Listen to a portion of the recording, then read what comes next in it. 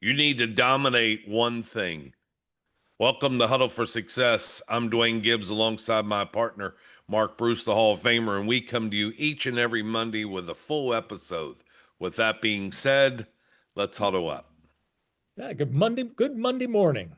Good Monday. Hopefully, it's a better week than last week. Yeah, Last week, it seemed like Monday every single day.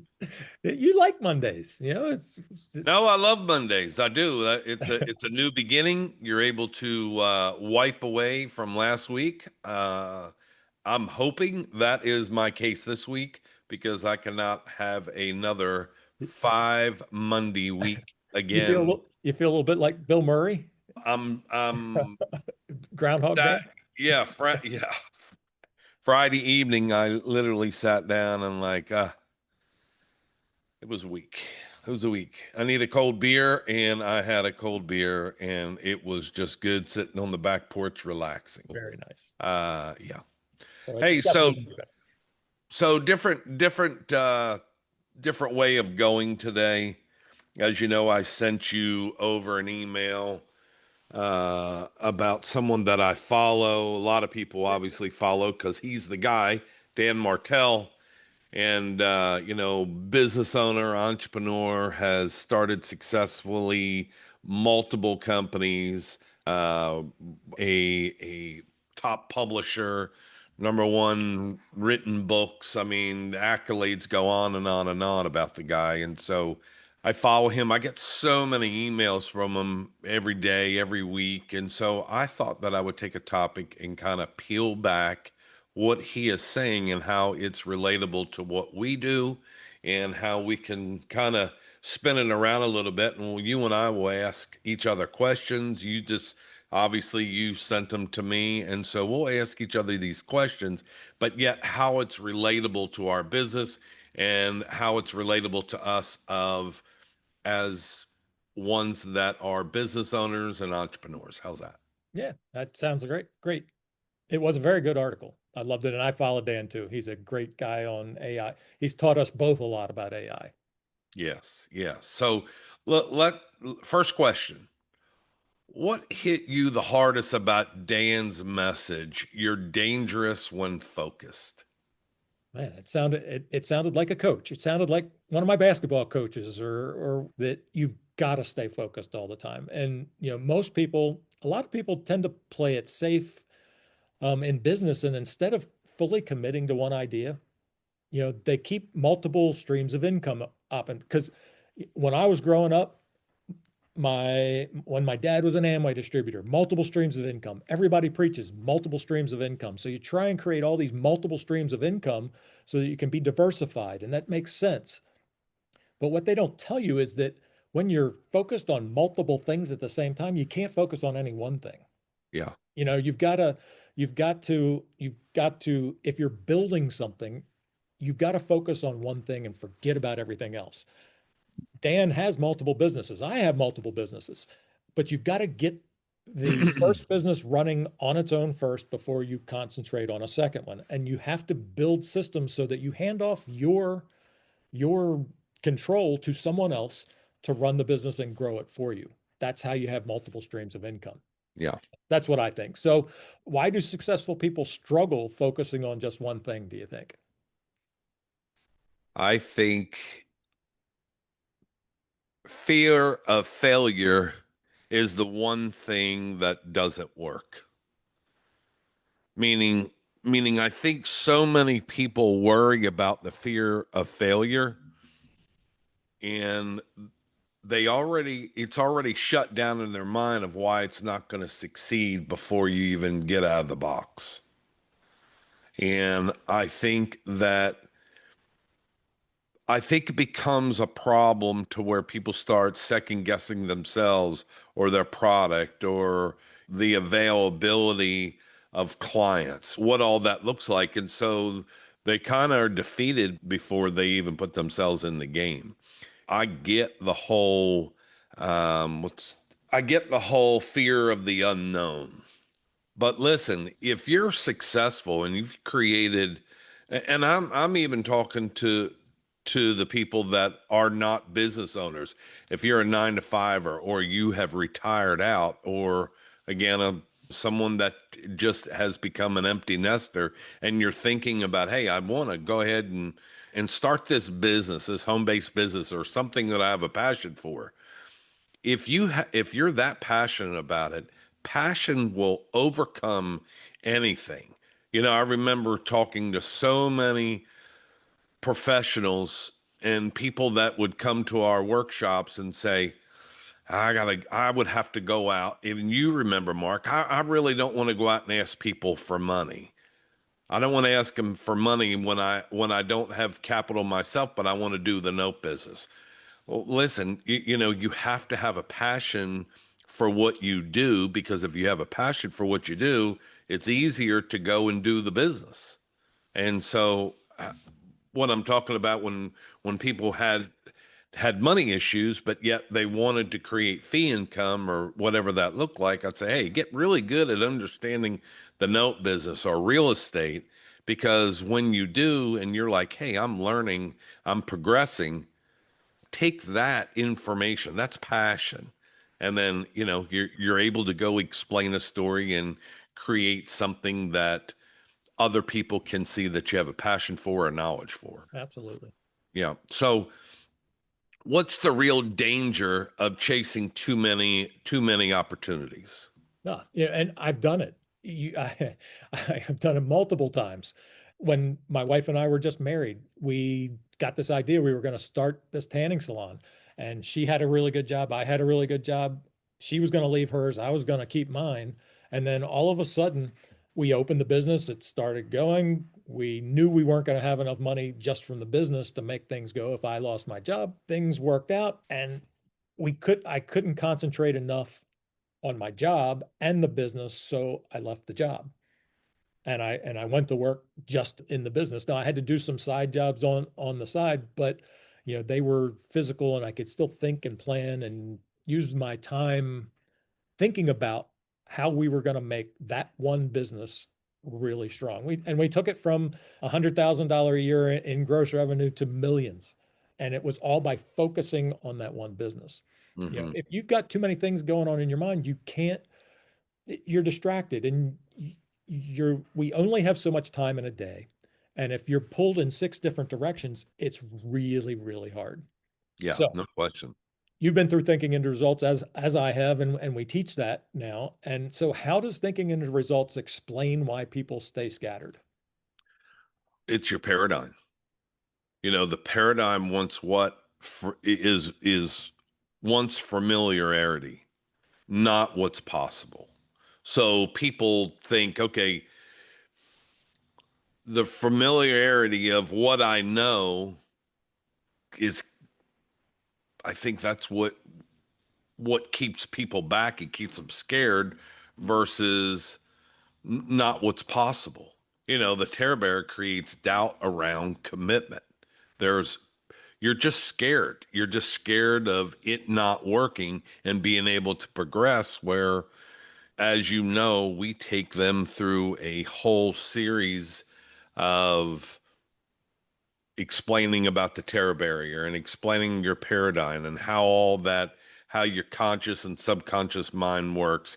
And so until people really understand that, I think that it becomes really hard for them to understand how to get out of that box. Yeah. And for people that haven't followed us, the paradigm thing, that was a thing Dwayne and I both struggled with when we first started learning Bob. All's your paradigm is it's your beliefs and your habits.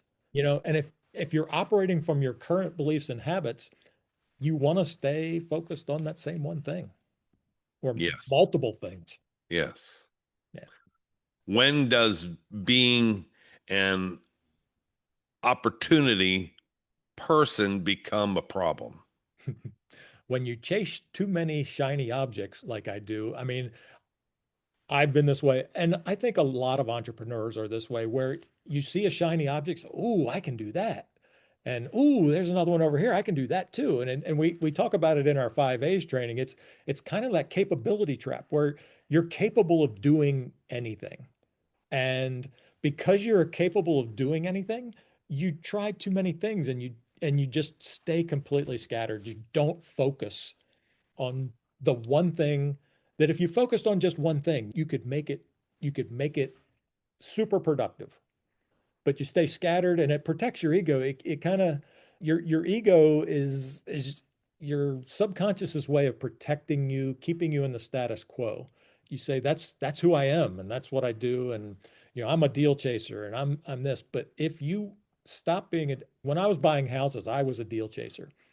And I would chase so many deals that I was like, I got to make this one work. And I wouldn't follow my rules. I had certain rules where the investment property had to have this much income, it had to be this, the rehab had to be a certain amount. And I was such a deal chaser. If things got slow, I'd try and force a deal into my format that I was trying to keep, and it never fit. But the ones that I ended up losing money on were the ones that I forced in that truly weren't a fit. So that's when it can become a real problem, is if you try and chase too many shiny objects at the same time, you'll be completely scattered. So, um, to you, Dwayne, what does going all in actually look like? I would say going all in to me looks like I'm fully committed. When I'm going to do something, I do it. And, but I try not to be reckless about it. There have been times, and a younger me was reckless, was like the Tasmanian devil. I'm going to do this, I'm going to do this, I'm going to do this, I'm going to do this. And then I have found that it really came back to bite me because even though my intentions were good and I know what I want to do because I read a book, but yet I fully didn't understand it, but I went at it recklessly, it that became a problem. But I believe, see, me personally, I believe all in and all in. That means you made a decision. Not making a decision is a bad decision. That's what I believe.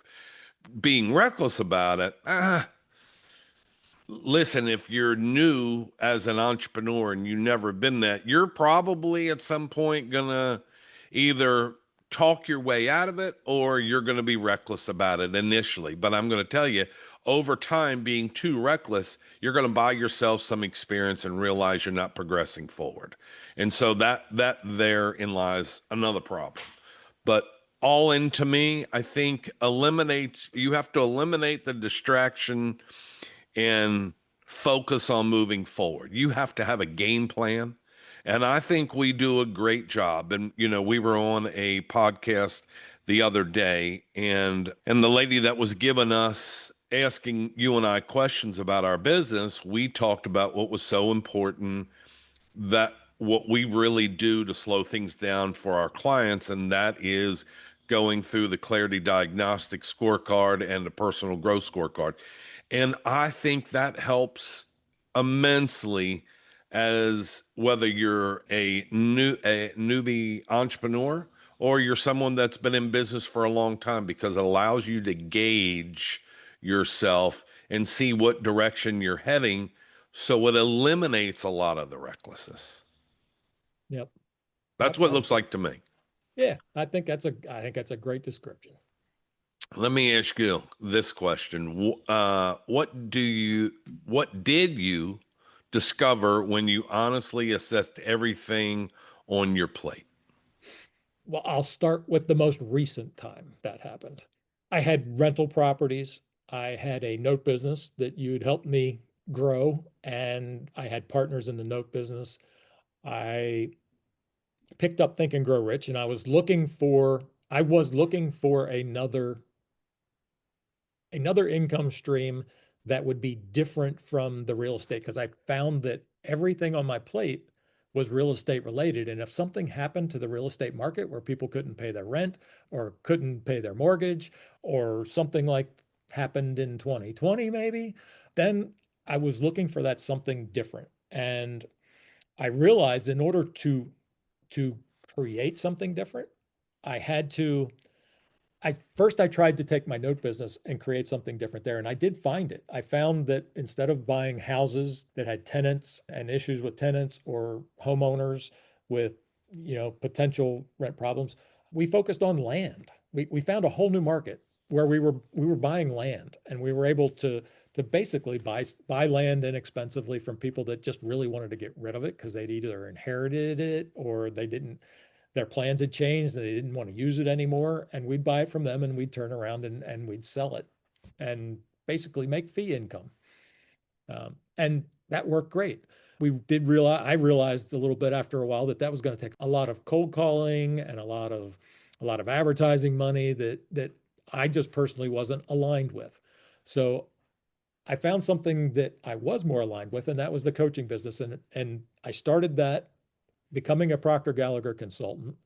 And it wasn't really until I shared it with Duane and took him through thinking into results and got to thinking about his background in coaching and teaching people things that I realized that we could be a really strong team. And if we focused on teaching what we've learned over 70 years from Bob Proctor and from our 5A system that we developed, that if I focused on that, um, I was aligned with that because I love helping people.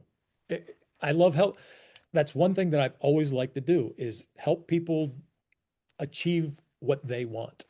And that's when I kind of shifted and I got to talking with my note partners. I was like, I am going to make this shift and I'm going to need you to pick up, I'm going to need you to do some extra stuff. And how's that going to look? And we redesigned things a bit. And that's when, focus became completely on helping people grow and achieve their dreams. Yeah. Yeah. So why does saying no seem so difficult to high performers? Why does saying no to opportunities seem so difficult to them? Well, I think high performers and entrepreneurs are all wired to spot opportunities and they feel like they have to tackle everything. Number one. Number two, I let me add to that. When they see opportunities, they have to take a moment to assess, hey, does this align with what I'm doing and how can I make this work? It's kind of like a challenge.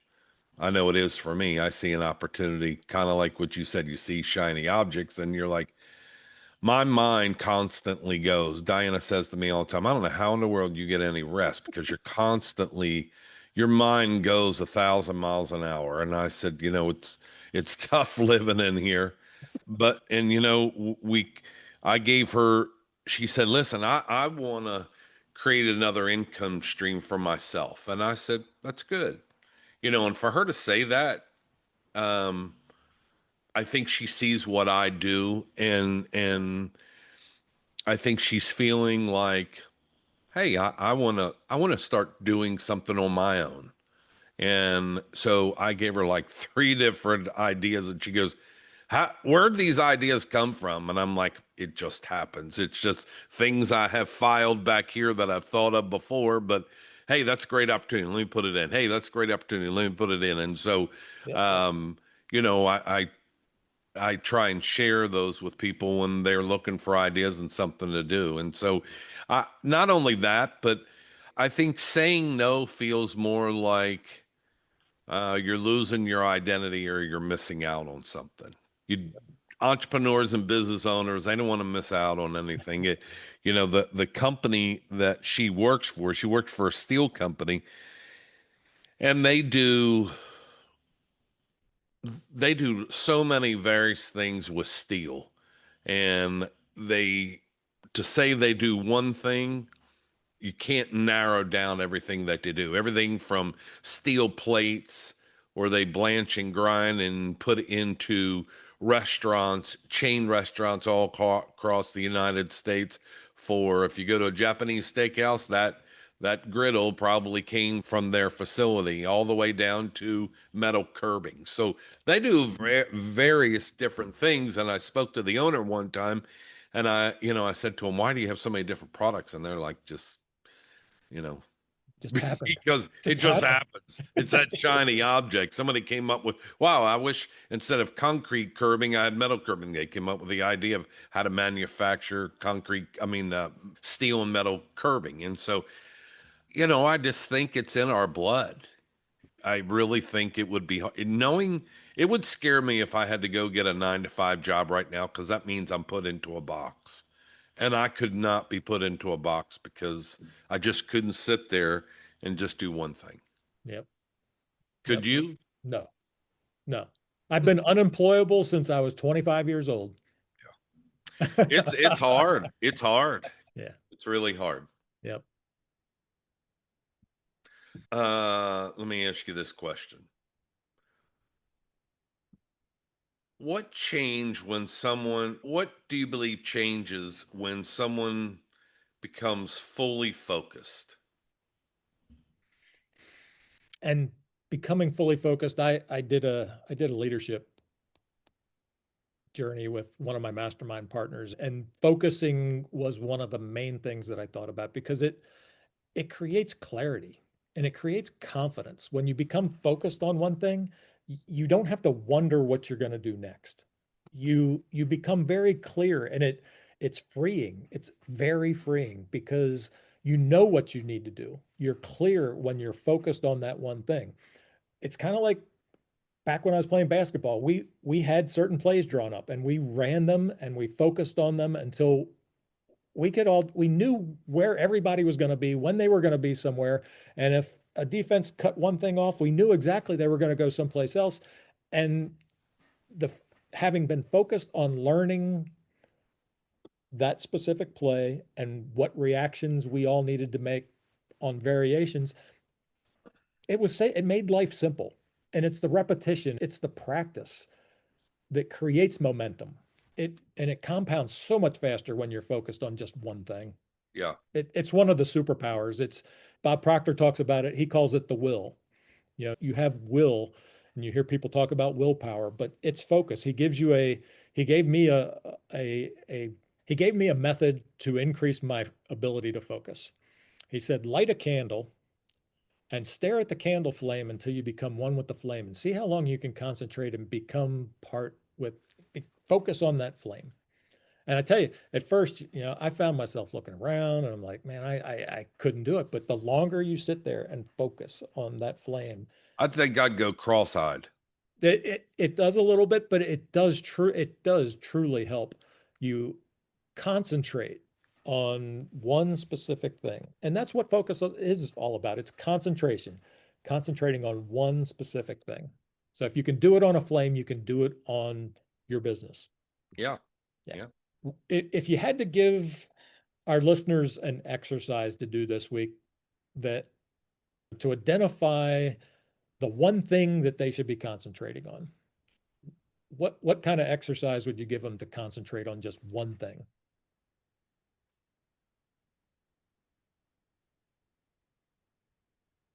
I would say list every project, business, and opportunity that you have. Circle the one thing that you feel that you're capable of and create transformational growth from that. I think that if anybody could sit and take the time, I journal, and journaling helps me. That's my focus. I like setting goals, but my journaling really helps me abroad. And I think that, and what's that have to do with your question? I believe that being able to spend time and focus on who you are, what you want, what's your why, and what's the end goal for you. I think that if you can list, hey, these are all the projects I want, this is the business, and these are the opportunities I have, and add that into your why. Why do I want this project? Why do I want this business? Yeah. Why does this opportunity look so good? I think that that will really narrow down and give you uh,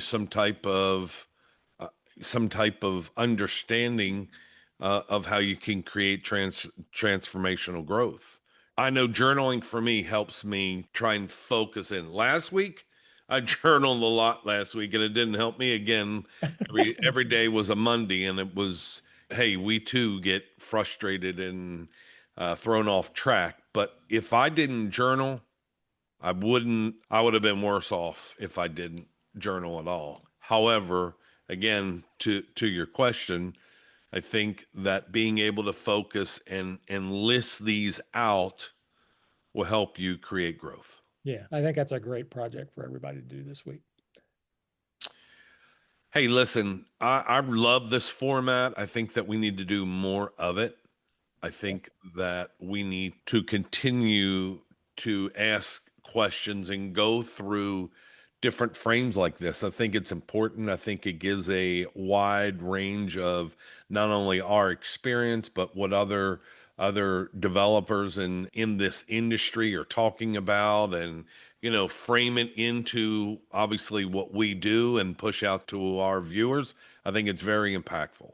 Yep, I agree. I think we'll be doing a whole lot more discussions with asking you questions and see if I can stump you, see if you can stump me, or really see if we can help our listeners, because that's what this is all about. Yeah, no Yeah, question. So, yeah, hey, we appreciate you, the listener. If you find this helpful, like, share, leave a comment, or if you know someone that is needing some help in gaining clarity, because that's really what we do. We help gain clarity and be able to help not only personal, but businesses create that growth and clarity. So, again, appreciate you, the viewer. Also, tune in to every Wednesday and Friday as we do our huddle ups. That's a 3 to 5 minute message that we give, just a quick mindful thought. And again, we appreciate you, the listener. Thanks for tuning in. Enjoy the rest of your weekend and stay huddled up. Thank you for tuning in to this week's episode of Huddle for Success. If you found it helpful and want to support others on their journey, share this podcast, leave us a rating, and drop your thoughts in the comments. We'll see you next week on Huddle for Success. Stay huddled up.